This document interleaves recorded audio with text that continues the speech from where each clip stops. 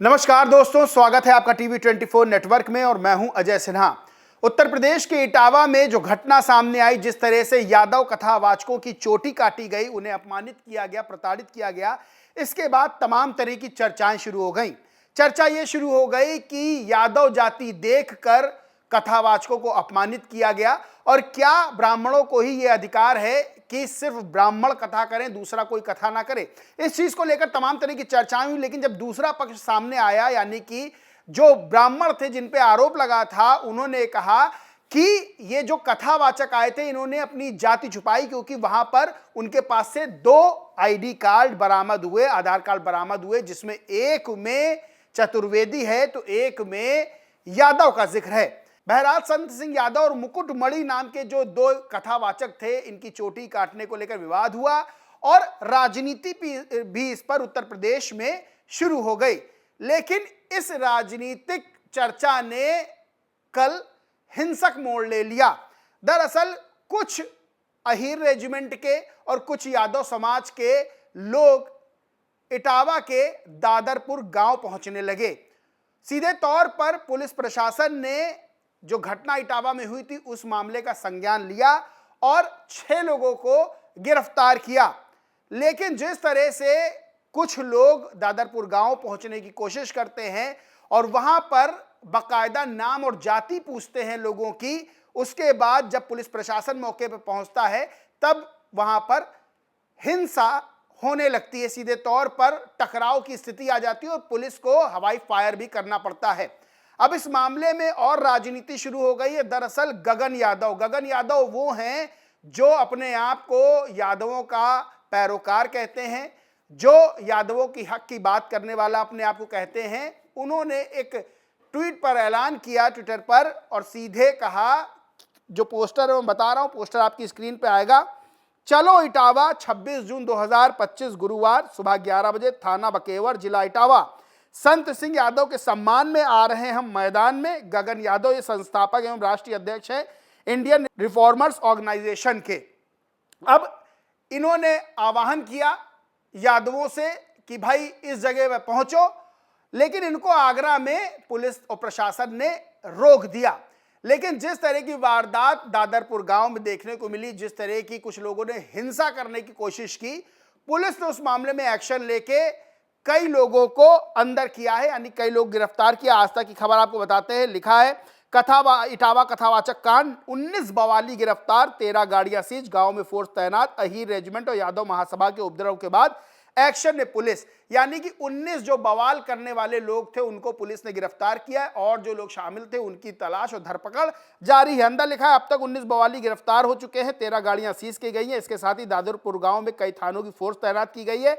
वही वीडियो में कैद हुए बवालियों की तलाश में जगह जगह छापेमारी की जा रही है। इस मामले में गगन यादव पर भी एफआईआर दर्ज हुई है। अब सीधे तौर पर अखिलेश यादव ने भारतीय जनता पार्टी पर निशाना साधा है और आरोप लगाया है कि सरनेम को लेकर, यानी कि यादव वाले नाम का जो सरनेम है उसको लेकर यहां पर बाकायदा यूज किया गया है। बहरहाल इस मामले में पुलिस कार्रवाई कर रही, तेजी से कार्रवाई चल रही है और जो उपद्रवी थे उनको सलाखों के पीछे भेजने का काम हो रहा है। लेकिन इस पूरे मामले ने, यानी इटावा में जो कथावाचकों के साथ अपमानजनक व्यवहार हुआ, जिसकी हर व्यक्ति भर्त्सना कर रहा है, चाहे वो ब्राह्मण हो, ठाकुर हो, यादव हो या किसी भी जाति का हो, इस मामले को लेकर सब लोग यही कह रहे हैं कि ऐसा नहीं करना चाहिए था। दूसरा पक्ष भी अपनी बात है वो रख रहा है, लेकिन कहने का मतलब लोगों का यही है कि कानून हाथ में लेने का अधिकार किसी को नहीं दिया गया है। अगर उन्होंने कुछ गलत किया था तो उसकी शिकायत पुलिस प्रशासन से करनी चाहिए थी, ना कि किसी की चोटी काट दी जाएगी। बहरहाल जो दादरपुर गांव में जिस तरह से हिंसक माहौल बनाने की कोशिश की गई, जिस तरह से जाति सूचक शब्दों का वहां प्रयोग किया गया, उसको लेकर पुलिस तो कार्रवाई कर रही है। गगन यादव ने क्या ट्वीट किया? गगन यादव ने लिखा, कल इटावा में हालात बिगड़ने के बाद कुछ युवाओं को प्रशासन ने मौके से गिरफ्तार कर लिया। मुझे नहीं पता ये कहां से आए, इनकी गलती क्या है, लेकिन मैं इतना समझता हूं कि समाज के सम्मान में सब मैदान में थे। ऐसे ही युवा साथी तब भी सड़कों पर होते हैं जब देश में कोई बड़ा आंदोलन होता है। ऐसे ही युवाओं का जोश चुनाव की रैलियों की खूबसूरती को भी बढ़ाता है। लेकिन ऐसे ही युवा हैं जो बाद में मुकदमों का सामना करते हो, अंत में सभी नेताओं द्वारा दुख की घड़ी में नजरअंदाज कर दिए जाते हैं। कोई नहीं लेता इनकी जिम्मेदारी। अगर आगरा में उच्च अधिकारियों ने मुझे नजरबंद ना किया होता तो मैं इटावा पहुंचता और शायद ऐसी घटना ना होती। पंचायत में सबसे पहले इनका मार्गदर्शन किया जाता है, ये बताकर कि जरूरी नहीं हर लड़ाई लाठी डंडों से जीती जाए, कुछ लड़ाइयां मोहब्बत से भी जीती जाती हैं। दुख की घड़ी में मैं इनके साथ हूं, मैं इनका भविष्य खराब नहीं होने दूंगा। और इन्होंने उत्तर प्रदेश शासन प्रशासन से अपील की कि मैं युवाओं को जेल से छोड़ने की गुजारिश करता हूं, जिसकी कोई भी कीमत चुकाने के लिए मैं तैयार हूं। ना तो मैं ऐसा व्यक्ति जो धमके भड़काए करवाए, ना मैं ऐसा व्यक्ति जो बुरे वक्त में किसी को छोड़कर आराम फरमाए।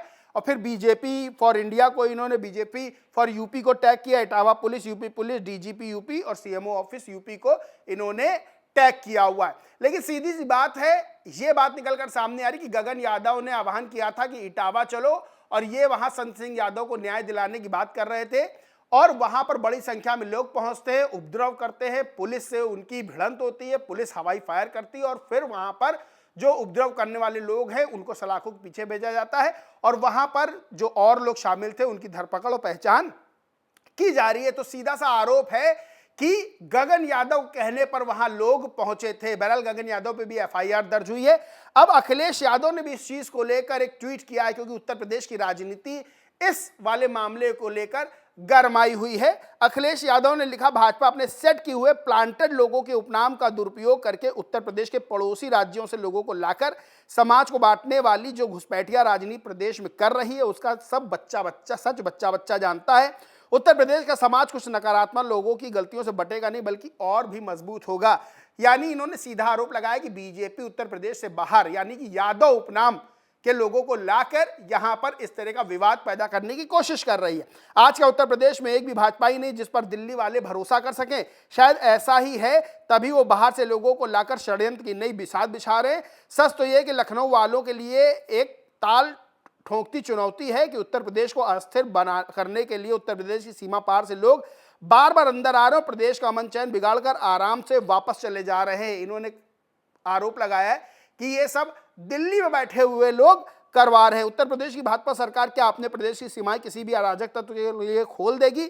अगर ऐसा है तो उत्तर प्रदेश की भाजपा सरकार खुलकर घोषणा कर दे या फिर उन अराजकतावादी तत्वों के खिलाफ एफआईआर करके तुरंत अपनी पुलिस भेजकर गिरफ्तार कराए। अगर ये नहीं हुआ तो कल को उत्तर प्रदेश की भाजपा सरकार को ठेंगा दिखाते हुए ऐसे और लोग भी आएंगे। उत्तर प्रदेश की जनता मान लेगी कि भाजपा सरकार उत्तर प्रदेश में कागजी सरकार बनकर रह गई है।